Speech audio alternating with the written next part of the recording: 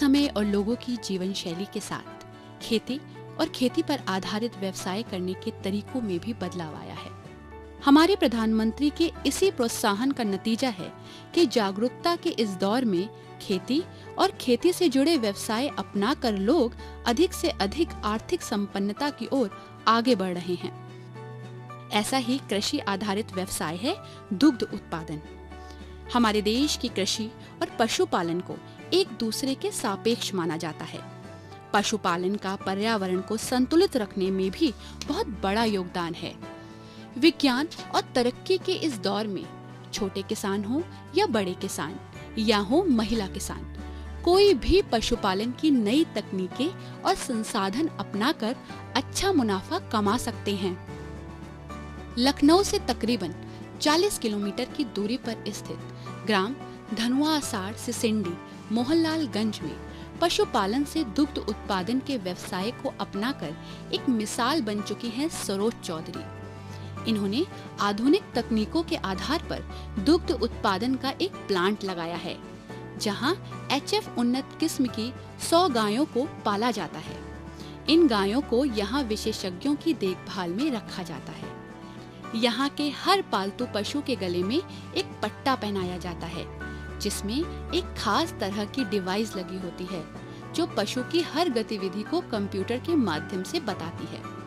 इसके अलावा यहाँ पशुओं की खुजली करने वाला ब्रश हो या पशुओं को साफ करने वाला फागर, पशुओं की साफ सफाई और सुविधाओं से संबंधित यहाँ हर चीज मौजूद है।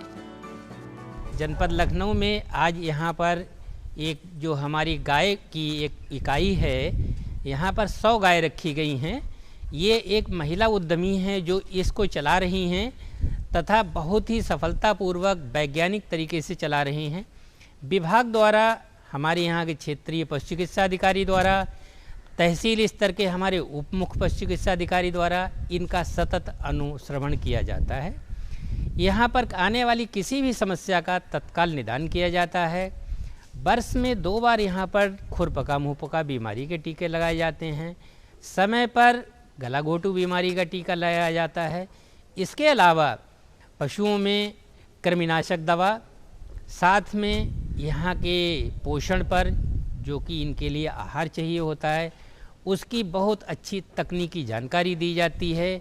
साथ ही समय के अनुसार, विभिन्न ऋतुओं के अनुसार जिस चीज़ की आवश्यकता होती है जिससे कि हम अधिकतम उत्पाद ले सकें, उसकी जानकारी हमारे पशु चिकित्सा अधिकारियों द्वारा यहाँ पर दी जाती रहती है। सरकार द्वारा दुग्ध के विपणन के लिए भी कई तरह के प्रयास किए जा रहे हैं और साथ ही विशेषज्ञों द्वारा पशुपालकों को दुग्ध की गुणवत्ता को कैसे बढ़ाएं, इसकी भी जानकारियां दी जा रही हैं।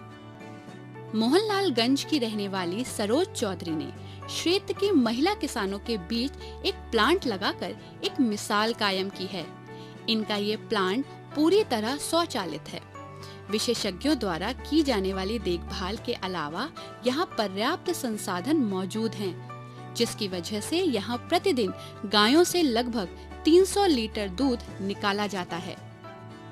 4-5 गाय मेरे पास थी पहले से ही, और उसके बाद लोन से लिया गया सरकार के उसमें। अब 100 गाय हैं और 300 लीटर दूध होता है, और लेबर गाय दूने के लिए अलग है, चारा डालने के लिए अलग मशीन से डालते हैं, और दुहाई भी मशीन से ही होती है। चोकर, चूनी और पशु आहार और मिनरल मिक्सचर, नमक और कैल्शियम, ये सब चीज़ें मिक्स करके दी जाती है। हमने एक डॉक्टर अलग से रख रखा है, और जो भी यहाँ सरकारी डॉक्टर हैं वो भी बीच में आते रहते हैं, देखते हैं। जो भी ज़रूरत पड़ती है तो उनको भी फ़ोन द्वारा बुलाया जाता है। उप मुख्य पशु चिकित्सा अधिकारी डॉक्टर राजेंद्र प्रसाद राय के मुताबिक अगर डेयरी का मैनेजमेंट अच्छा है और पशुओं की ब्रीडिंग और फीडिंग निर्धारित समय पर की जा रही है, साथ ही पशुओं में होने वाले रोगों का उपचार भी समय से और विशेषज्ञों की देखरेख में किया जाता है, तो निश्चित रूप से ऐसी डेयरी से पशुपालक अच्छा मुनाफा कमा सकते हैं। संतुलित आहार देना बहुत आवश्यक होता है पशुओं के लिए। संतुलित आहार के लिए समय समय पर यहाँ के मैनेजर को बताया जाता है कि इस समय ये सीज़न है कि इसमें अगर हरा चारा कुछ हो सकता नहीं, तो संतुलित आहार में खली, चूनी, चोकर, पशु आहार और नमक की ये मात्रा, मिनरल मिक्सचर की ये मात्रा बराबर देते रहना है। और ये मात्रा जो है दुग्ध देने वाले पशुओं के लिए थोड़ा सा अलग होती है कि उनको उत्पादन राशन थोड़ा बढ़ा के देना पड़ता है। खिलाने के लिए समय का ध्यान रखना बड़ा ज़रूरी होता है कि एक निश्चित अंतराल के बाद ही इनको भोजन दिया जाए। जो हमारे ये पशु हैं जब स्वस्थ रहेंगे तभी ये अच्छे दूध का उत्पादन करेंगे। खुरपका, मुंह पका जैसे रोगों से पशुओं को बचाना बेहद जरूरी होता है, जिससे पशुओं से हमें गुणवत्तापूर्ण दुग्ध और स्वस्थ संतानों की प्राप्ति होती रहे। जो मुख्य बीमारियां होती है हमारे पशुओं की, खुरपका, मुंहपका, गला घोंटू। खुरपका मुंहपका का टीकाकरण साल में 2 बार और मार्च में और सितंबर अक्टूबर के बीच लगाया जाता है। गला घोंटू की बीमारी जनरली जो है जुलाई और अगस्त के महीने में होती है, तो जून के महीने में गला घोंटू का टीकाकरण किया जाता है। तो ये 2 मुख्य बीमारी है जिसका टीकाकरण किया जाता है। इसके अलावा जो किलनी लग जाती है, इससे टिक से ब्लड प्रोटोजोन इन्फेक्शन होने के चांसेस होते हैं। तो टिक कंट्रोलिंग्स का जो है हर तीसरे महीने इनके लिए मेडिटेशन या और व्यवस्था साफ़ सफाई की जाती है, ताकि जो है टिक्स का इन्फेस्टेशन डेयरी फार्म पे न रहे। इसके अलावा कोई भी पशु बीमार होता है, चाहे रात में बीमार हो चाहे दिन में बीमार हो, उसकी हिस्ट्री बराबर नोट कराई जाती है नंबर के हिसाब से, और तुरंत देर रात भी आवश्यकता पड़ने पर यहाँ पर किसी भी तरह के इलाज की सुविधा उपलब्ध कराई जाती है। सरोज चौधरी के इस ऑटोमेटिक प्लांट का हिस्सा है गोबर गैस प्लांट। गायों से निकलने वाला गोबर और मूत्र क्या चमत्कार कर सकता है, वो यहाँ पर साफ तौर पर देखा जा सकता है। यहाँ गोबर गैस प्लांट के द्वारा बिजली का सफल उत्पादन हो रहा है और इसी प्लांट की मदद से खाना भी बनाया जा रहा है।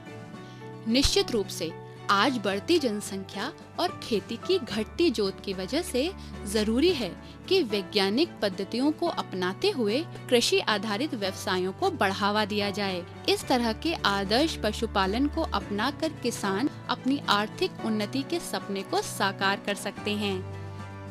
आइए सरकार का साथ निभाएं, सरकार की योजनाओं और नीतियों को अपनाएं, पशुपालन कर दुग्ध उत्पादन से खुद को जोड़ें और भरपूर मुनाफा पाएं।